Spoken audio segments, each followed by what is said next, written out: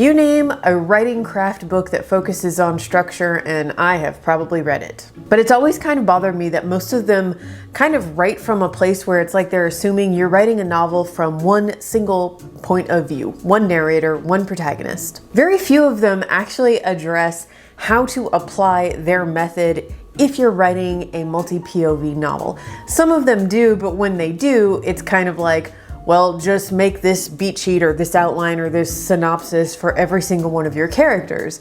And while that's perfectly good advice, it really doesn't tell you how to weave them all together. I've written and published several multi-POV novels over the last decade, but it's really only in the last year or so that I've finally honed in on a method for developing one that really works for me. And I'm using the word developing, not plotting or outlining, because the thing is, I think this method can really work for you whether you're a pantser or a plotter or you fall anywhere in between. It starts with a one-sentence pitch, which I consider to be maybe the most important step no matter what your process is. Then we'll create a character cast board and figure out what our characters want, what they need, what secrets they're keeping, and what's driving them. Next, we'll create a backstory timeline that will help you figure out the most effective way to help the reader easily keep track of who your characters are. Not to mention a way to help you decide when is the best point in your story to reveal crucial information about each of them. Lastly, I'll show you how to use the board and the timeline as an endless scene idea generator, so you can get started writing your draft and never run out of scenes. You can use this method to pants your novel, kind of like guided discovery writing, or you can use it to write a detailed scene-by-scene outline of your novel, or anything in between. Best of all, if you get stuck at any point in the process, the board and the timeline are there to help give you new ideas and light the way so you know where to go next. I'm going to be developing a brand new idea for a multi-POV novel in this video using these steps so you can see exactly how the process works. Timestamps are below if you want to jump around or bookmark certain sections, and now let's get started with the one-sentence pitch. Do not come in here and tell me that your novel is too complex to be summed up in 1 or 2 sentences. You know what I hear when you say that? My novel doesn't have a heart. My novel doesn't have a core conflict. You wouldn't say that, right? So you can sum your novel up in 1 or 2 sentences. You can pitch your book, and your pitch has 2 jobs. First, it should tell the reader how your book is similar to other books they like. And then it should also tell the reader what makes your book stand out from those other books they like. If you wrote an epic fantasy, great. What makes it stand apart from other epic fantasies? The same goes for crime fiction, or contemporary YA, or upmarket mystery. As a reader, you probably have your go-to genres. So think about what you consider when you're looking for your next book. You want, say, a mystery thriller, and you've read 100 or more. You've read more stories about murder, kidnapping, blackmail, and theft than you can count. But here's a new novel, and it's a murder mystery, but the suspected killer is a child. You haven't read that before. Or maybe the victim is a famous historical figure, and the story floats the idea that their death wasn't an accident. Or maybe the book is written in the POV of the victim's ghost. You see what I mean? There's a hook. You know how this book is similar to other books you like. It's a murder mystery, but you also see what makes it different. That's what you want to do in your one-sentence pitch. The main genre of your novel should be really obvious so your core audience knows they're your core audience. But you also want to show how your story stands out from others in the genre. Easier said than done, right? Let's look at a few examples. One of Us is Lying. This book nails not just the pitch, but the title. One of the POVs is a liar. That's a brilliant hook for a mystery suspense novel. And the pitch is as concise as can be. 5 strangers walk into detention and only 4 walk out alive. As the reader, you've been issued an indirect challenge to play detective. Can you figure out which of the 4 POV characters is lying to you? They won't all be that short and sweet, and that's okay. Let's look at a novel in another genre. Behind the scenes in a mysterious circus that only appears at night, a duel is underway between 2 young magicians who don't realize this is a game in which only one of them can be left standing, and in spite of the stakes, they soon tumble headfirst into love. The hook here is the setting. And that's why it's also the title, The Night Circus. But what this pitch gives us is the irresistible conflict of two young magicians who are falling in love, yet in the end, only one of them can survive. Romance, magic, mystery, intrigue, this pitch has it all in one sentence. Finally, let's look at the pitch for French Braid. A journey deep into one Baltimore family's foibles, from a boyfriend with a red Chevy in the 1950s to a longed-for reunion with a grandchild in our pandemic present that illuminates how close, yet how unknowable, every family is to itself. This is a great example of a pitch that doesn't focus so much on plot or conflict as it does themes. And if you're writing a literary novel in particular, this might be the kind of pitch you're looking for. It's a family saga, so we know there's going to be conflict, lots of conflict with lots of characters. To me, it's the relatability of this one that makes me want to read it. That suggestion that even the closest of families don't know everything about one another. When you're writing your pitch, I want you to think about the heart of your story. What's the core? What was the initial spark for this idea? My agent once told me to write down my one-sentence pitch on a note card and tape it to my desk so that every time I was writing and I felt stuck on a scene or I felt like I was meandering away from the plot, I could look at this one sentence and remember what my book is really about. So, what's the hook for this novel we're going to brainstorm in this video?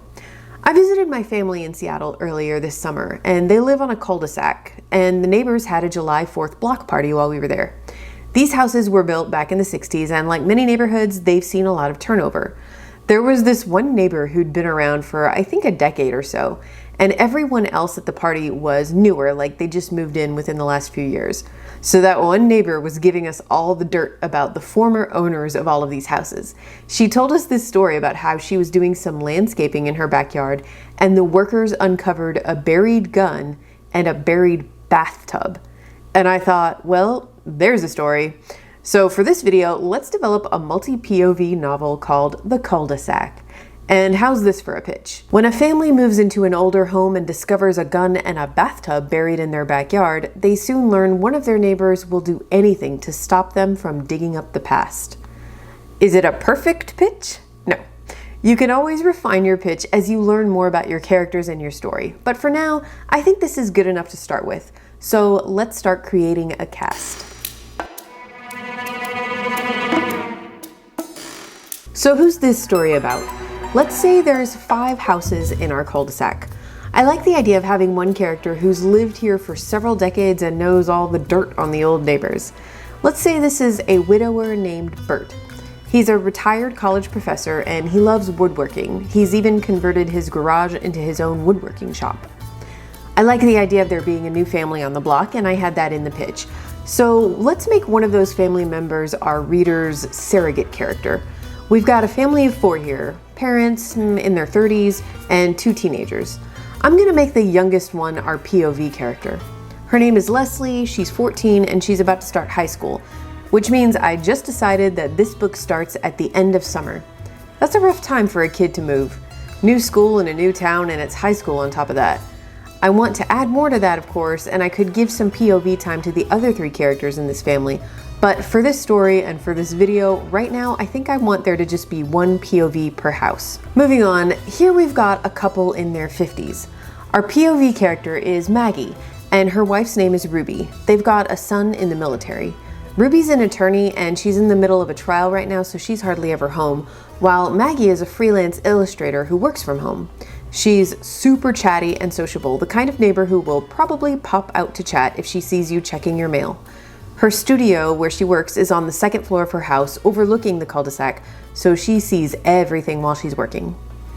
2 more to go. The biggest house on the cul-de-sac belongs to the King family. We've got mom, dad, grandma, and uncle, and 5 kids. You could call it a full house. Our POV character is the uncle. Let's call him Joe. Joe is in his mid-20s and he just lost his job. He's assuring himself that living with his older brother and his wife, his mom, and 5 nieces and nephews whose names he can't keep straight is only temporary. But it's been almost a year and he still hasn't had any luck finding work. His degree is in marketing, but now he's contemplating a career change. Basically, he loves his family, but he's desperate for cash so he can move out and get a place of his own. And the last one, the 5th house. Even Bert and nosy Maggie don't know much about this reclusive neighbor. Her name is Kate, and she lives alone as far as anyone can tell. She's in her 40s and rarely steps foot outside her front door. Everything gets delivered, including her groceries. Her blinds are always closed. According to Bert, she moved in about 5 years ago. Before her, the house was occupied by a terrible family. Rude parents, disobedient kids, they let the house fall into disarray. One day, Bert saw a bunch of lights and police tape around the house. A few days later, the family was gone, and Kate moved in a week later, all her belongings in one tiny U-Haul. Bert never found out what happened with that family, but good riddance. Maggie would love to befriend Kate, but she never answers the door. Whatever secrets this house might hold, Kate's not giving them up. So here's my POV cast. Now, book ideas come to us in all different ways. You might have an idea based around a few characters, and you know way more about them than I know about mine, and that's great. You might know which one is your hero and which one is your villain. That's great too. Or maybe, like me, you just have a premise and you're spitballing at this point. That also works. We are not carving any of this into stone or tattooing it onto our arms. You can delete, copy, paste, erase, cross out as much as you want during this process. What I mean is, you're allowed to change your mind. So feel free to play around with this without fear of locking yourself in or committing. Now, the cul-de-sac seems like it's shaping up to be a mystery. I know I've got this buried gun and bathtub, which implies that somebody did something bad in the past and has so far gotten away with it. I'm making this stuff up as I write this script, and right now I don't have a clue where it's going, but I think that's pretty cool. After all, if I don't know who did it, then surely that'll keep the reader guessing, right? And it'll keep me guessing too. The next step is going to be developing our POV characters' traits, and I'm going to treat all of mine like they are suspects. This column on your chart is for character traits, and it could get really long as you develop your characters. I actually find myself adding more to this column as I work on my charts for my own novels. But there are 3 categories in particular that I think are the most crucial, and they're the ones I always start with: want, need, and secret. The want and need are nothing new. I'm sure you've heard this advice before, including on this channel. Your characters, including your villains and side characters, will be more well developed if they have an external want or goal, as well as a more internal abstract need, something they might not be aware of. As a side note, yes, you can absolutely put every single one of your characters on this chart, whether they get a POV or not. I actually think that's a great idea. I'm not doing it only because I don't want this video to be 5 hours long. Remember how I said I treated all of my characters as suspects? That's where the secret came in. I wanted them all to have something they didn't want anyone else to know. In some cases, it might be a huge secret. In others, it's just a little embarrassing thing. But the point is, when someone feels as if their secret might get exposed, it affects their behavior, and that change in behavior will make other characters and the reader have good reason to suspect them. Maybe the character's secret is really dangerous, or maybe it just makes them an excellent red herring.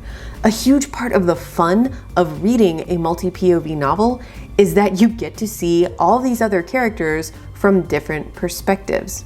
As readers, we often enjoy feeling like we know a little bit more about everyone than our characters do. I'm going to add 2 more items to the trait column. Personality, which I try to sum up in 1 word for each of my characters. I ask myself, okay, if a stranger were to meet this person on a normal day in their life, how would they describe them? What's their sort of personality default? Obviously, people are a lot more complicated than this, but I want to get to know them better as I actually write the scenes. And then there's motivation. Now, because I'm writing a mystery novel, I'm thinking actual motive, because at some point the reader suspects pretty much all of the characters. But if you're writing a rom-com, a fantasy, any other genre, something is still motivating your characters. What is causing them to act the way they act and to make the choices they make? Is it a need for money, acceptance, professional ambition, desperation for love? That's what I mean when I write motivation. At some point, you might start seeing some redundancy in your chart. A character's want might also be their motive. Their need might also be their secret. That's totally okay. Let's start filling these out and just see what we come up with. Bert wants to see his grandkids more. They live only an hour away, but they rarely visit. Bert needs to have an honest talk with his son about a falling out they had after Bert's wife died. But both of them are stubborn and unwilling to make the first move. If it wasn't for his grandkids, Bert wouldn't even bother. Bert's secret is that he's trying to get a distribution deal for the furniture he's building. He doesn't want anyone to know in case he fails. He had a really successful career in academics before retiring, and he's worried this new career launch might crash and burn. Most people who meet Bert would describe him as reliable. He's got a routine and he never veers from it. He might not be inviting you over for dinner, but if you need help, he'll be there. For motivation, you might ask, motivation to do what? Well, look at your character's want, need, and secret to find an answer. For Bert, I'm wondering what his motivation for wanting that distribution deal is. Is it money? No, he got a decent pension. But I know he's estranged from his son and therefore his grandkids. I'm thinking he's lonely and bored. Okay, so there's his motivation. Maybe Bert has always leaned on his professional life when he was having issues in his personal life, and that's what's driving him now. His motivation is his desire to avoid his need, which is to reach out to his son. Leslie's our 14-year-old. She's about to start high school in a new town. She's got an older brother and 2 parents. She wants to move back to her real home, and she really resents her mom's new job for moving them all here. She had friends back home that she grew up with, and she's an introvert who doesn't like meeting new people. Every day of summer that passes fills her with existential dread as the first day of school looms. Leslie needs to really understand and come to accept that there's space in her life to make new friends without losing the ones she has. She needs to understand that things in life rarely stay the same, but that's not always a bad thing. Leslie's secret is that she knows her older brother has been selling pot for over a year.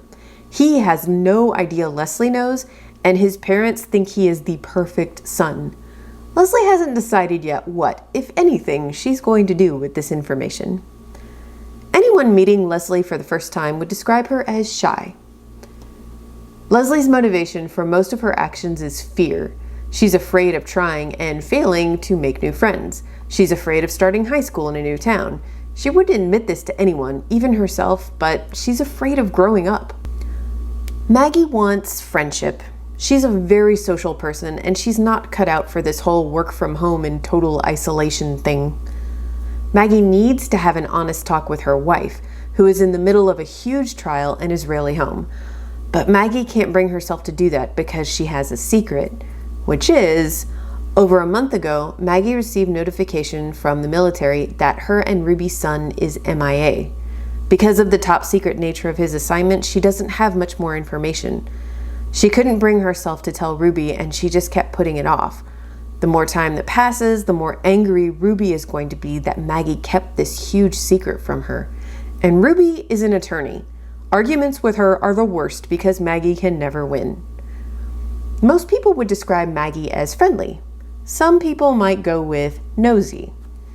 Maggie's motivation to aggressively try and befriend all of her neighbors is driven by her desire to avoid her need and her secret. She's unable to cope with this news about her son and the distance from her wife, so she turns to her neighbors and their drama for distraction. Joe is the guy living with his brother and sister-in-law, his mother, and a bunch of nieces and nephews. He wants his own place, and for that he needs a job, or just some quick cash, like a lot of it. Joe needs to figure out what he wants to do with his life. He's always been a pretty live-in-the-moment kind of guy, and it's starting to catch up to him. Joe's secret is that he was actually fired from his job, but he told his family he quit. Some petty cash was stolen from the company and evidence pointed to Joe, but he didn't do it. Most people would describe Joe as laid back, although his mom and brother would probably go with lazy. Joe's motivation is money and his own place, yes, but let's dig a little deeper. He didn't even like his job all that much. He doesn't really care that he got fired except for the money. He's feeling aimless and lost. What's really motivating Joe, even if he doesn't know it yet, is a search for purpose. Last up is Kate, our recluse. Kate wants a life of solitude. Her need is to hide. From who? I have no idea, and right now that's fine. You've probably noticed that I've got more details on some of these characters than on others. I almost always have at least one character who's kind of a holdout. Kate might be the only character I don't really crack open until I am halfway through the draft, and that's okay. Kate obviously has a secret. If I were really writing this novel, I might leave this blank for now. The characters who won't give up their secrets in the early part of the brainstorming process tend to have the most explosive secrets, at least in my experience. But for this video, I'll just put down that Kate once committed a crime and got away with it. Kate's neighbors would describe her as standoffish, a hermit, maybe even rude. Kate's motivation is the same as Leslie's, fear. But while Leslie doesn't want to leave her past behind, Kate wants nothing more than to run away from hers. One other thing I want to point out about this chart is that when I describe each character's personality, I do it from an outsider's perspective. For example, someone who just met Joe would call him laid back, but his family might use the word lazy, and they know him better. I do this on purpose because I want to think about how the character is going to present himself to the reader at the beginning of the story. Think about the last book you read. If you had to pick one word to describe the protagonist after chapter 1 versus after chapter 25, would it be the same word? Probably not. You get to know them better, and hopefully they're changing and evolving. But for this chart, I'm looking for that page 1 first impression. So I think a plot is vaguely starting to form here, or really several potential plots. While I was brainstorming these traits, I could see in my mind a bunch of different potential plot points that I might want to explore. But there's also just a lot going on here. It's totally normal to feel overwhelmed at this point as you're trying to imagine how to weave all of these characters' stories together. And that's why the focus of the next lesson is going to be the timeline. Now we're going to create a timeline of all of your characters' backstories, specifically the parts of their backstories that are relevant to your plot, all the way through the end of your novel. And we're going to look for linchpin moments. I'll explain a little more about what those are in a bit. One of the most challenging things about multi-POV is that you need to relay backstories without dragging the story down or making the reader feel like they're drowning in character soup. The actual scope of a timeline is going to look different for every book, and a lot will depend on the age of your characters and the history of your world. An epic fantasy might need a timeline that spans centuries. A contemporary romance about two recently divorced people finding one another might need a timeline of just a decade or so, or maybe even just a few months. I'm currently working on a mystery set in the present day with a timeline beginning in the 70s because a few of my characters' childhoods are relevant to the plot. How far back your timeline goes is totally up to you, and like the board, it's very flexible, so you can change it and add to it or take away from it when you need to. Now, the cul-de-sac is an example set in the real world present day. If you're writing a historical novel, obviously there are going to be key moments in history that you can use to base your timeline around. Otherwise, the way you start this might be kind of arbitrary, and that's fine. Now, since this book wouldn't be published until 2023 at the earliest, I'm going to go ahead and keep that in mind and make that my present day. I'm going to start with Bert, our widower and retired professor who had a falling out with his son and wants to see his grandkids and has lived on the cul-de-sac for decades. Oh, and he's trying to launch a homemade furniture business, but he's worried it'll fail. There's a ton here already that we can add to our timeline. Now I'm going to make some decisions knowing that I can always change them later. Bert and his wife moved into this house in 1985. Bert's son was born in 1988. Bert's wife died in 2006. That's the same year their son graduated high school. I'm going to name the son Roger. Roger didn't go to college. Bert, a professor, remember, really wanted him to, but Roger wanted to start his own business and didn't think he needed a degree. This is a big point of contention between them. Roger's attempt at a startup backfired and he had to move back home in 2010. Bert kicked Roger out in 2012, telling him he needed to grow up and figure out how to make it on his own. They've barely talked since. Roger got married in 2015. He started a home repair business in 2016 and has made a decent income ever since. His kids were born in 2016 and 18. Bert has visited them, but his relationship with Roger is still strained.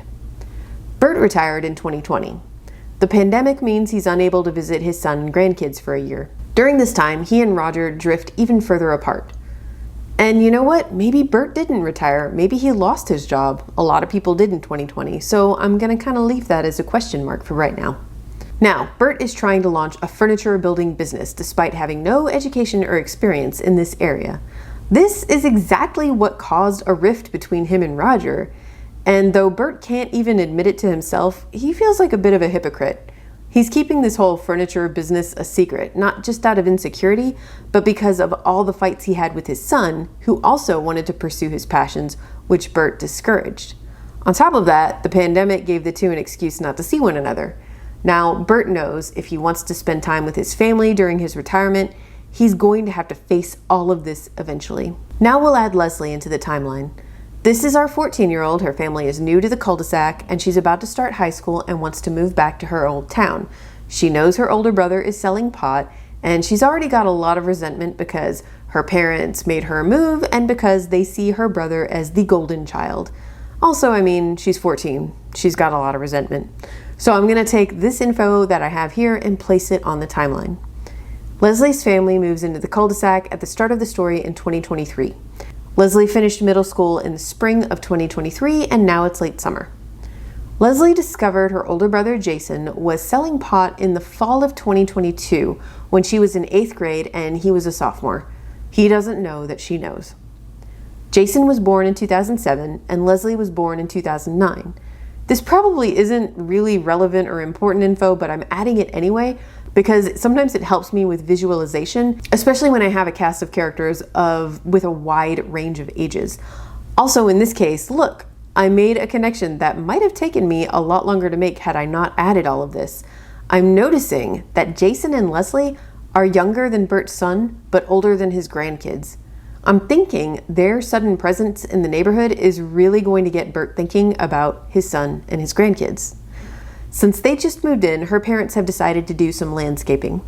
No hiring professionals. This is a family project, and they rope their reluctant kids into it. Leslie digs up a gun in a bathtub. Actually, she digs up the bathtub first, and her family laughs about it. Then she finds the gun, and she keeps that a secret.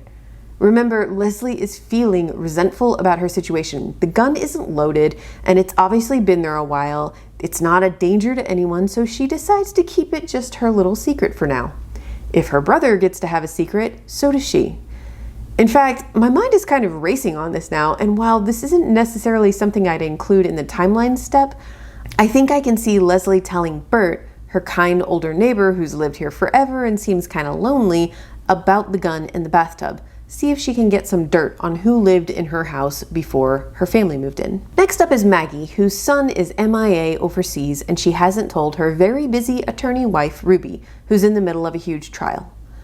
Maggie learned their son was MIA in the spring of 2023. Ruby started preparing for this big trial in the fall of 2022, and it's going to be over by this fall, 2023. Maggie's son joined the military in 2021. He was born in 2002. Maggie and Ruby have been together since 2000, and they moved into this house in 2016. I mentioned linchpin scenes earlier. What I mean by linchpin is some moment in the past or throughout the course of your book that is going to unite two or more of your POV characters, whether they know it or not. An obvious linchpin in this timeline in the past is the pandemic. Everyone was affected by the pandemic, whether personally or professionally or both. So I'm going to add to 2020 that one of Leslie's parents lost their job, which had a ripple effect that led to this move, and that this is when Maggie's job began to morph from being an office job to being a work-from-home freelance kind of thing. Maggie misses the office place. She's very social, and in a way she feels like even though the pandemic is over, she's still quarantined, especially with Ruby pretty much living at work and her son missing overseas. All right, next up is Joe King. Guys, I literally just realized I named this guy Joe King, and I'm keeping it. So, the King family is big. Mom, dad, grandma, Uncle Joe, and 5 kids. Joe is around 25 and unemployed. He wants to get his own place and he's getting desperate. He doesn't have a job in mind or really any particular goal or ambition, and he was fired from his last job because he was accused of stealing petty cash, which is why he's having a hard time finding work now. Joe's fairly new to the cul-de-sac, even though the family has been there for a while. He got fired and he moved in with his brother in 2021. The King family have been in this house since 2012. Something that just came to me, and it has nothing to do with Joe, but I'm adding it anyway, is that the people who lived in Leslie's house moved out before the pandemic, and it's been empty until Leslie and her family move in. You might also notice that I added a few things that I've mentioned will happen at some point in the novel. Leslie and her brother will start high school, which gives Leslie a ticking clock as she starts trying to figure out who buried the gun in the bathtub. And Ruby's trial will end, which gives Maggie a ticking clock because she's going to have to tell her that their son is missing and face all of these issues that she doesn't want to face. I'm not making a timeline for my novel, though. That's plotting. At this point, I'm really more focused on the backstory of all of my characters as they relate to the premise of this book. Our last character is Kate the Recluse. Bert says she moved in 5 years ago, so I'll add that, 2018. Before that was the awful family that wrecked that house. Let's say they lived there from 1998 to 2018. Then something happened and Bert saw the police tape, and before he knew it, that family was gone and Kate was moving in. Kate is hiding because she once committed a crime and got away with it. I still have no idea what that is, but I'm gonna put down that this crime happened in 2017, a year before she moved to the cul-de-sac. This is just the beginning of my timeline. When I make one, it's usually on my whiteboard and I add to it bit by bit over the course of several weeks. Looking at this now, here are just a few new ideas and questions this timeline is helping me come up with. The King family moved to the cul-de-sac right around when Bert kicked his son Roger out. Joe's nieces and nephews would have been really little then, but now maybe they're closer to Leslie's age. They might have a different perspective on what happened between Bert and Roger than the story Bert would tell. The Kings and Maggie and Ruby all lived on the cul-de-sac while the Terrible family was still there. This makes me realize that there's another great linchpin moment. That day, the Terrible family's house was surrounded with police cars and tape as if some crime had been committed. What was Maggie doing? What were the Kings doing? And Bert, what did each of them see? They all hold different pieces of that particular puzzle. And Leslie, as our reader surrogate character, is going to collect them all as she explores whether or not there's a connection between this incident and the bathtub and the gun buried in her backyard. These new connections will generate even more scene ideas, which is what the next section of this video is all about. This lesson is all about generating scene ideas. I said in the beginning that this method will work whether you're a plotter, a pantser, or you fall somewhere in between. If you're a plotter, this is the point where you start plotting. You go scene by scene in linear order if you want, or maybe you like to start with the big reveal scenes at the end and work backwards. Totally up to you. If you're a pantser or a plantser, or you do like to plot, but this idea is still in too early of a stage for you to start outlining right now, here's what you do. Keep looking for connections and transformations, and if you feel like jumping into your draft and writing some scenes, go for it. All of your characters with POVs should be changed in some way by the end of your story, and that's what I mean when I say look for transformations. If you're unsure as to how they're going to change, go back and look at the wants and needs on your board. They know what they want. They don't know what they need. How are they going to figure it out? How are they going to get there? And how is every single scene you write from their point of view going to move them towards that transformation? You use all of that information on your board to help you decide which character's POV you want to write in for certain scenes. Let's try creating some scenes out of our chart and our timeline for the cul-de-sac. I tend to start at the beginning, and I want to start with Bert as my first POV. Here's the first scene. He's in his garage working on his furniture. He's got pictures of his grandkids on the walls, and a moving truck pulls up and he sees a family is finally moving into the house next door that's been empty for years. Maybe he has a few thoughts about whoever lived there before that he shares with the reader. He observes Leslie, her brother, her parents, and reminisces about his son Roger, giving us just a little bit of their backstory. Then he sees nosy neighbor Maggie coming out to greet the new family, and he hurriedly shuts his garage door. Next, I might move to Leslie's POV. She sees Bert close the garage door. We learn that Leslie is resentful about having to move. Maggie approaches and chats with Leslie's parents. Leslie notices that Maggie gets a little teary-eyed when she meets Leslie's brother. She also notices that Maggie is a bit of a gossip, dishing about all the neighbors, maybe dropping a hint about the people who used to own Leslie's house. Then I jump over to Maggie's POV. She returns to her empty house and tries to get back to work, but she just ends up watching the new family from her window. The boy reminds her of her son. And so on and so forth. We don't need to go through every single POV character's setup chapter. I think you guys all know how books start. Let's skip ahead a little. One scene I know I'll need at some point is our inciting incident, which is Leslie finding the gun and the bathtub buried in her backyard. Her brother got out of yard work duty because he's already made some friends in town, and Leslie is angrily digging up dirt and wondering what her parents would do if they knew the truth about her perfect brother. Her shovel hits something hard and she uncovers a bathtub, an old clawfoot, like kind of a magnificent bathtub. Her parents think this is really funny and they take lots of pictures of it. When they go back inside, Leslie keeps digging, and that's when she finds the gun. This little mystery distracts her from all her anxiety about moving and starting high school, and she decides to hide it from her parents and do a little investigating on her own. I want to give you an example of how this method can help you with figuring out how to work in backstory, as well as to decide which character's POV you want crucial plot point scenes to come from. Let's say you know the big plot twist at the end is going to be that Kate, our recluse neighbor, is actually the one who buried the bathtub and the gun in the backyard of Leslie's house. It's related to the crime she committed and got away with.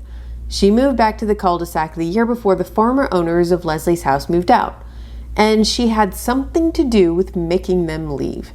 The house hasn't sold because Kate has sabotaged every sale, but Leslie's family did move in, and Kate knew it was only a matter of time before her secret was dug up. Before that reveal, I can see a scene from Maggie's POV where Kate invites her over. Maggie is thrilled. She's been looking for friendship and a distraction from her problems, remember, and she's been trying to befriend Kate for years. But while Maggie is there, she might slowly piece together the clues that something is up with Kate, and that Kate had an ulterior motive for inviting her over. Maggie wants friendship and distraction from her problems, and that might hinder her judgment on whether or not Kate is someone she can trust until it's too late. Or instead, let's say the gun and bathtub were buried by Joe. I can see a scene where Leslie befriends one of his nieces or nephews, and they end up, purposefully or not, giving her crucial information about him. Leslie wants to return to her old life, and she's got this secret about her brother. It would be interesting if maybe one of Joe's nieces or nephews was carrying a similar secret about their uncle. Connections like that give purpose to our scenes in terms of which POV we're writing from, because it doesn't just move our plot forward, which is uncovering the mystery of the gun and the bathtub, but it moves that particular character's emotional arc forward as well. Maybe at some point, Leslie's brother Jason gets arrested, but it's not just for selling pot. The police think he did something much worse. This is another type of linchpin scene moment that you might want to explore from a few different POVs in your novel, because it's an opportunity to organically include more characters' backstories. Let's say this happens. Jason gets arrested. Now Leslie is an obvious POV character. Watching her brother get handcuffed would be a really emotional moment for her, especially if this is somehow related to her little personal investigation with the gun and she somehow feels responsible for his false arrest. But let's also imagine the other neighbors all watching this happen from their windows. Bert might be reminded of that day back in 2018 when the terrible family's house was surrounded by police tape and they just vanished. Or it might remind him of the day he kicked his own son out of the house. Maggie might be watching Leslie's parents' reaction to their son being taken and remember the last day that she saw her son and the day she got the news that he was MIA. Kate might see the police cars coming and panic, thinking her time is up and she's been caught. Then she realizes they're parking in front of Leslie's house, not hers. Always go back to your character chart and remind yourself of your character's wants, needs, and secrets.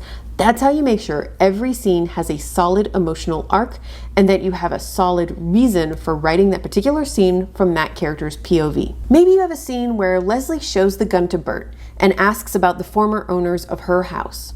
Whose POV would this be from? Okay, well, let's look at Leslie and Bert on the chart and on the timeline. I'm not sure if this particular scene will forward Leslie's emotional arc any more than the scene where she discovers the gun in the first place. But her showing the gun in the bathtub to Bert and explaining about it is bound to trigger some memories for him of whoever lived in that house back when his son and wife were still around. And forging this unexpected connection with his young neighbor could very well nudge Bert further down the path of trying to reconnect with his own son and grandkids. So I would choose Bert's POV for that scene. Maybe is the word that I use the most often when I'm developing a novel like this. I know I'm really repeating myself, but really allow yourself to be flexible, move things around, and ask lots of what if questions while you're working on this. And I really want to emphasize that every scene doesn't have to be a neat summary. You might not even know whose POV the scene is from. For example, maybe you know you want a scene where you reveal that Kate and Joe have a romantic history, but you have no idea if it's from one of their POVs or even from the POV of another character who sees them together or overhears them. Maybe the truth is Kate used to work at Joe's workplace and she's the one who stole the petty cash, and that's the crime that she's worried that she's going to be caught for one day. Okay, so here's our note card that just says, Kate and Joe have history. Then after doing some more brainstorming or even some drafting, you realize you want it to be Maggie who sees Joe sneak into Kate's house through the backyard, but she totally jumps to the wrong conclusion. She thinks they have a romantic relationship. Then you might jump over to Joe's POV and reveal that he knows Kate is the one who stole the petty cash and he's looking for proof to clear his name.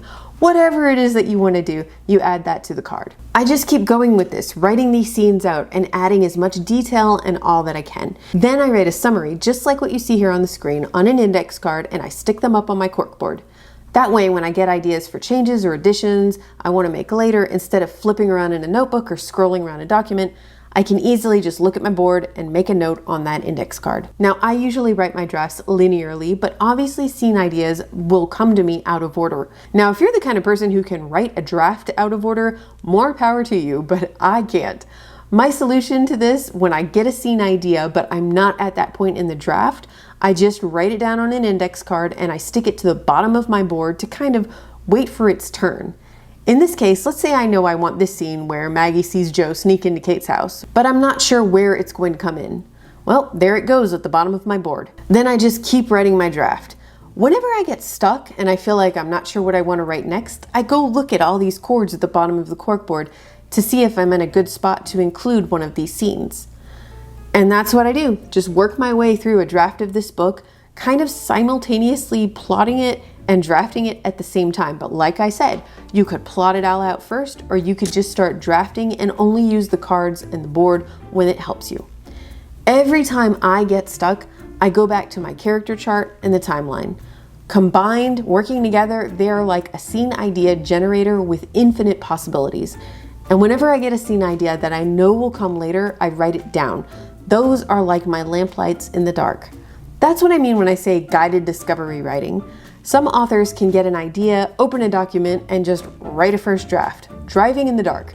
That's awesome, but I can't do it. With those scenes in the distance that are kind of vaguely lighting my way, I can figure out how to get to where I want to go. I really hope this method works for you as well as it does for me. If you found this video helpful, don't forget to like and subscribe. And if you want more writing workshop videos, I've got a playlist just for you. Thanks for making it to the end of this one, and please drop a note in the comments and let me know if you have any questions or just you want to ramble about your own multi-POV novel and let me know how it's going. I'd love to hear about it. I'll see you in the next video.